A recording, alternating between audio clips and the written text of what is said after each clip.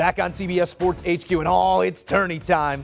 Conference tourneys first. Here's a look at Jerry Palm's latest prognostication of teams from each conference to make the tourney. That's highlighted by the Big Ten. 8 potential teams getting in. The Big East, a resurgence. The SEC and Big 12 in lockstep there with 6 apiece. But who needs what as we move through conference tourneys? All right, the man himself in the building, Jerry Palm. It's that time to talk tournaments, conference tournaments, and what is on the line here in the week to come. Let's begin in the ACC. Wake is a team that squarely has your attention right now. Taking a look at that resume, what's necessary in the coming days for them? Well, for Wake Forest, the biggest problem is just the lack of better wins. You know, they got swept by Miami. They lost to North Carolina. Their best win is Virginia Tech. So, you know, that's not really going to be good enough. Now, they've got Miami, you know, coming at them in the quarterfinal. So, you know, if that could be an elimination game, you know, where the loser is in serious trouble because Miami's resume is not that great either. But for Wake Forest, really the most important thing is to stack some wins against teams that are going to be in the bracket. Miami is a potential team in the bracket. And then obviously, you win that one, then you get Duke, right? And that's what all these ACC teams have been trying to do, is to get Duke so that they can, you know, that's the one team you can beat that's going to get the committee's attention. You know, sometimes we get bogged down by these numbers. You do such a great job of helping us make sense of it all. And it's an interesting case in the American with Houston. We were just talking a little bit. Net rating is gaudy, but at the same time, the team on court in the film might not support it right now. What does Houston need? Yeah, well, Houston is playing for, you know, a higher seed, but I wouldn't be surprised if they're the number 5 team in the net and they have a seed number that's higher than that. So the problem with Houston is they have one win over a team that might make the field, and that's SMU. They have one quad 1 win, which is a neutral court win over Oklahoma State, which, had they been eligible, would still not make the tournament.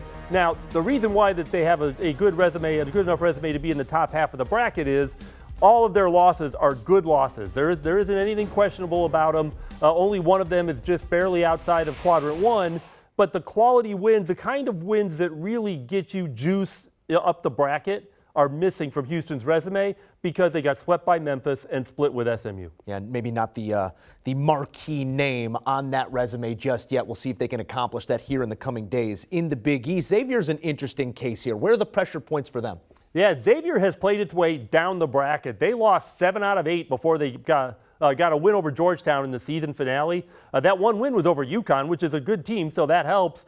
But their record is getting close to, you know, the crossing point there. So that now I think Xavier's going to be okay. If they can win one tournament game, then I think that Xavier's going to be all right. But this is a team that if they lose their first conference tournament game and have played poorly down the stretch, which is not a thing by itself, but the damage that they've done playing poorly down the stretch is going to make for a nervous Selection Sunday for them. Yeah, you don't want to white-knuckle it into Selection Sunday if you do not need to. That is not the case when it comes to the Big 12 in the case of Baylor and Kansas. 2 really solid basketball teams here, but there is plenty on the line when we look at these 2 teams in respect to one another. Well, yeah, I mean, they're both playing for a shot at a number 1 seed, and there are scenarios where they could both be number 1 seeds, and that would actually have a better chance of happening if Kansas beats Baylor in the conference championship game. But the winner, if one of those 2 wins the league, they'll definitely be a number 1. The loser still has a chance at a number 1 if they get some help from the Pac-12 and the SEC and possibly the ACC.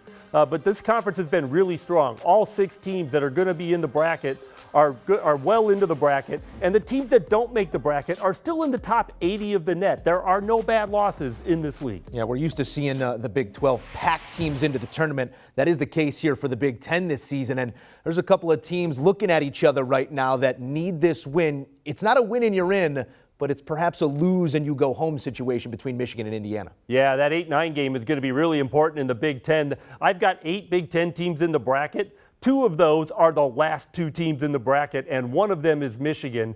They've just been struggling to stay above water in terms of their overall record. They've got some nice wins, but 13 losses is a ton of losses, and now you're talking about a 14th loss coming if they're going to be an at-large team. So Michigan and Indiana are both right around the cut line, and the team that loses this game has very slim chance of making the NCAA tournament. The winner isn't guaranteed to get in, but they are guaranteed to get a shot at Illinois, the top seed in the tournament, and a win over the Illini would get them in. And we have seen the Illini misstep against lesser talent throughout the season, so that would be an interesting matchup no matter the opponent there. Let's round things out in the SEC with the case of Florida right now. Take me through the resume, the case for, the case against, and what they need here this week. Yeah, for Florida, it's really just too many losses and too many questionable losses, led by a home loss to Texas Southern earlier in the season. And that's hard to play off the resume, and they haven't really done enough to do that yet. They do have a home win over Auburn. They have a neutral court win over Ohio State, so that's good. Now they're the 9 seed, so they're going to play Texas A&M, who's the 8, and this is another one of those games where the loser is out. Now Texas A&M is not even among my first 4 out, but if they were to win a couple of games, they'd have a chance to play their way into. Florida desperately needs this one. A&M is a longer shot to make the tournament, but if Florida's going to make the NCAA tournament, it starts with beating Texas A&M. Varying levels of need across the country, and he's our 1 seed, Jerry Palm, breaking it all down. And don't forget, you need help with your bracket? There's only one place to be. That's with us. CBS Sports HQ March Madness Bracket Week. We'll have you covered with all the need-to-know information, all the seeds, can't-miss picks, 5-12s, everything you got.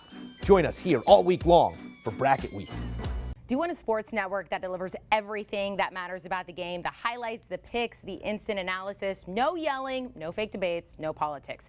Hit the subscribe button and never miss a moment.